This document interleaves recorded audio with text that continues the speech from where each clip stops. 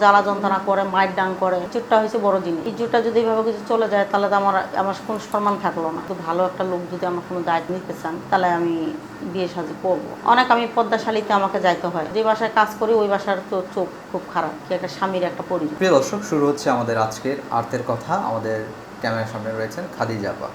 খাদিজা আপা একজন মধ্যবয়সী নারী। খাদিজা আপা এসছেন দিনাজপুর কোতোয়ালি থেকে। সো খাদিজা আপা, আপনার নাম এবং ঠিকানাটি বলবেন। আমার নাম হচ্ছে খাদিজা। আপনার বাবার নাম? আমার বাবার নাম হচ্ছে আব্দুল খালেক। ঠিকানা? ঠিকানা আমার কোতোয়ালি থানা। কোতোয়ালি কোথায়? কোতোয়ালি দিনাজপুর। দিনাজপুর। হ্যাঁ, দিনাজপুর কোতোয়ালি থানা। আচ্ছা আচ্ছা। তো আপনার জীবনের গল্পটি আপনি কোথা থেকে শুরু করতে চাচ্ছেন? আমার জীবনের গল্প শুরু করতে চাচ্ছি যে আমার বিয়ে হয়েছিল। আচ্ছা, বিয়ে হয়েছিল? বিয়ে হয়েছে, আমার একটা মেয়ে আছে। মেয়ে আছে? আমার মেয়েটাকে আমি মাদ্রাসায় পড়াই। আচ্ছা। আর আমি বাসাবাড়ি কাজ করি। বাসাবাড়ি কাজ করে আমার মেয়েটার খরচ দিতে পারতেছি না আমি। আচ্ছা। কোনো ছোটোবেলা যখন আমি ছোট ছিলাম তখন মনে করেন আমার নানি আমাকে পালতেই মানুষ করছে। আমার মা ছিল আর আমার বাবা মারা গেছে। আমার মা অন্য জায়গায় বিয়ে করছে। আমি সৎ বাবার অনেক মায়ের অত্যাচার করছে, যে আমার উপরে করছে। এই মায়ের অত্যাচারেতে আমার নানি সহন আমাকে নিয়ে চলে গেছে। আমার মার বাড়ি হচ্ছে বিরোই আর আমার নানি থাকে দিনাজপুরে। কারণ আমি ওইখানেই মানুষ হয়েছি। কারণ আমার মা আমাকে আমার নানি ওইখানে আমাকে বিয়ে দিছে। ওইখানে বিয়ে দিয়ে আমি ঘর সংসার করাতে আমার স্বামীটা কারাতে মারা গেছে। ক্যান্সার হয়ে মারা গেল? হ্যাঁ, ক্যান্সার হয়েছিল। কত বছর? এটা যখন আমার মেয়ে 1 বছর বয়স তখন মারা গেছে। আচ্ছা। তখন আমার মেয়ের বয়স চলতেছে 5 বছর। এখন আপনি কোথায় থাকেন তাহলে? আমি এখন দিনাজপুরে থাকি, আমার নানির কাছেই থাকি আমি। কার কাছে? আমার নানির কাছে থাকি। আচ্ছা। আমার নানি মনে করেন 7 গ্রাম চায়া আনে। আপনি কি করেন? আমি বাসাবাড়ি কাজ করি। আচ্ছা। আমি বাসাবাড়ি কাজ করে আমি একটু সংসার, আমার মেয়ের খরচটা চালাই আর আমার নানি একটু সংসারটা চালায়। কিন্তু তার পরবর্তী আমাদের অনেক কষ্ট হয়ে যাচ্ছে। আমার নানিটা যদি না থাকে তাহলে আমি কীভাবে চলবো? আর জীবনটা তো আর আমার এইভাবে যাবে না। কিন্তু যে কোনো একটা লাইফ প্রয়োজন, কি একটা স্বামীর একটা প্রয়োজন। এইভাবে তো আর থাকা যাবে না আমার এই জীবনটা। তাই দর্শক ভাইয়ের কাছে আমি এটাই বলতেছি যে কোনো যদি ভালো একটা লোক যদি আমার কোনো দায়িত্ব আমার মেয়েটাকে শোধ নিতে চান তাহলে আমি বিয়ে শাদী করবো। আর একটু খেয়াল থুয়েন যে আমার মেয়েটার পাশে একটু খেয়াল থুয়েন, আমার মেয়েটাকে একটু সহযোগিতা যদি করতে পারেন তাহলে আমি মেয়েটাকে নিয়ে, আমার নানিটাকে নিয়ে আমি চলতে পারবো। আমি মেয়েটাকে খরচপাতি চালাইতে পারবো। বাসাবাড়ি আমি যখন যাই সকল মানুষ খুব নজরে দেখে আমাকে। অনেক আমি পদ্মাশালীতে আমাকে যাইতে হয়। তো আর কতইভাবে পদ্মাশালী করবো? যে বাসায় কাজ করি ওই বাসার তো চোখ খুব খারাপ, বাড়িওয়ালা। ওই জায়গার মধ্যে আমি কাজ ছাড়ে দিছি। যে ইজ্জতটা হয়েছে বড় জিনিস।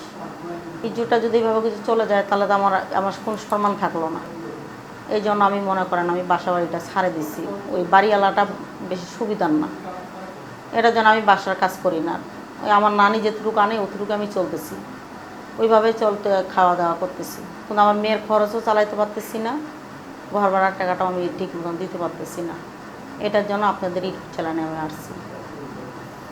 আচ্ছা, তো আপনি ইউটিউব চ্যানেলে আসছেন, ইউটিউবে এসে এই দর্শক বন্ধুদের কাছে আসলে কি চাচ্ছেন, কি বলতে চাচ্ছেন?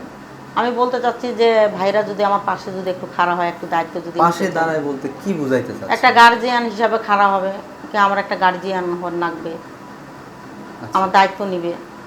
তাকে সে যদি আমাকে বিয়ে করতে চায় তাহলে আমি বিয়ে করবো। আচ্ছা, আরেকটি কথা থেকেই যায়, সেটা হচ্ছে আপনার নামটা যেন কি বলেছিলেন? আমার নাম খাদিজা।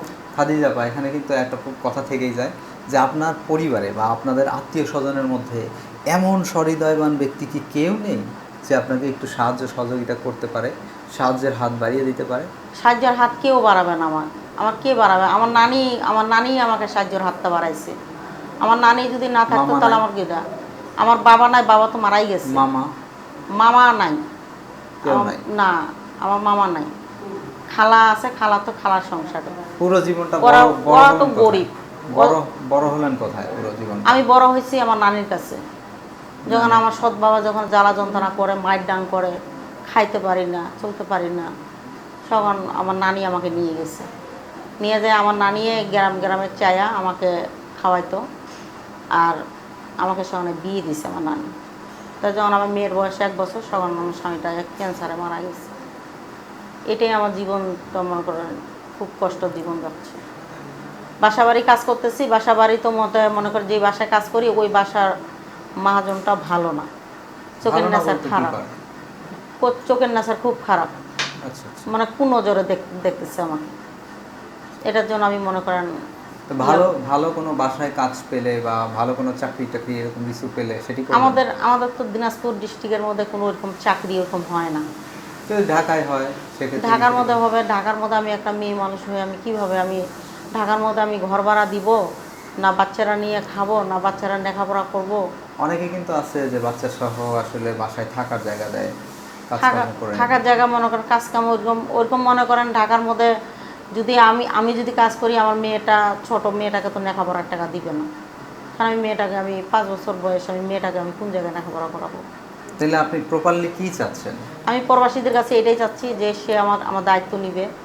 সে যদি আমার পাশে যদি খাড়ায় যদি আমার দায়িত্বটা নিত, তা আমি অনেক খুশি হইতাম। এটাই আপনি চান? হ্যাঁ এটাই বলার? হ্যাঁ, আর কিছু বলার নাই? বলার তো আছেই, বলার শেষ নাই। যদি বলেন। ভাইয়েরা যদি আমার মেয়েটার পাশে একটু দেখে, আমার মেয়েটাকে যদি একটু পড়ালেখার খরচপাতি যদি চালাইতো, কি যদি আমার মেয়েটাকে যদি একটু ভালোবাসে, কি যদি আমাকে একটু ভালোবাসা দেয়, এটাই। আচ্ছা, আসলে কি এই স্বল্প সময়ের মধ্যে মানুষের জীবনের গল্প বা জীবনের যে কথা, জীবনের যে ব্যক্তি, সেটি আসলে বলা সম্ভব না। কিন্তু তারপরেও এই স্বল্প সময়ের মধ্যে আরেকটু আমাদেরকে বলবেন যে আসলে আপনি কি চান, কেমন জীবন চান অদূর ভবিষ্যতে, বা জীবন এখানে কেন এসেছেন সেটি একটু বলবেন। যেরকম মনে করেন সব কথা তার ক্যামেরার মধ্যে বলা যাবে না। যে কোনো একটা ইয়ার স্বামী সোহাগের একটা ভালোবাসার একটা আদর আছে, একটু ভালোবাসার একটা মায়া আছে। এগুলা তো আর সব কথা ক্যামেরার বলা যাবে না। যে আমার দায়িত্ব নেবে তাকে না আমি তার কাছে না শেয়ার করতে পারবো যে আমার জীবনটা আমার জীবনে কী চাই। মানে আমি যদি ক্যামেরার সামনে বলি, অনেক ভাই বোনরা, অনেক মারা, অনেক মানে বাপের মতন বয়সরা এরাও দেখবে, সবাই একটা বলবে যে মেয়েটা একটা বেয়াদব। এটাও একটা খারাপ জিনিস সৃষ্টি হয়। তো এটা যেটা বললেন, আপনাকে যদি কেউ সাহায্য সহযোগিতা করতে চায় বা আপনার গার্ডিয়ান হতে চায় বা আপনার দায়িত্ব নিতে চায়, সেক্ষেত্রে আপনাকে তো খুঁজে পেতে হবে। হ্যাঁ, আপনার ফাইনালি মানে অরিজিনালি ঠিকানাটা একটু বলবেন, বা আপনার সাথে যোগাযোগের কোনো মাধ্যম থাকলে সেগুলো জানাবেন। হ্যাঁ আছে, আমার কাছে মোবাইল আছে, মোবাইলের নাম্বার আমি দিতে পারবো। ঠিকানাটা আগে আরেকবার বলেন। আমার ঠিকানা হয়েছে দিনাজপুর কোতালি থানা। আমার বাবার নাম? বাবার নাম হয়েছে আব্দুল খালেক, আমার নাম খাতিজা। কারণ যেহেতু ভাই আমি লেখাপড়া করিনি, আমার এই ভাগ্যটা হয়নি লেখাপড়া, এই জন্য আমি লেখাপড়া করতে পারিনি। কোনো পড়ালেখাই করেন নাই? না, একটু নাম ঠিকানা পর্যন্ত পারি। নাম ঠিকানা লিখতে পারেন? হ্যাঁ, আচ্ছা। 01703468000। 01703468000। খাদিজা আপা, জি বলেন। ভালো থাকবেন, শুভকামনা রইল আপনার জন্য। আসসালামু আলাইকুম।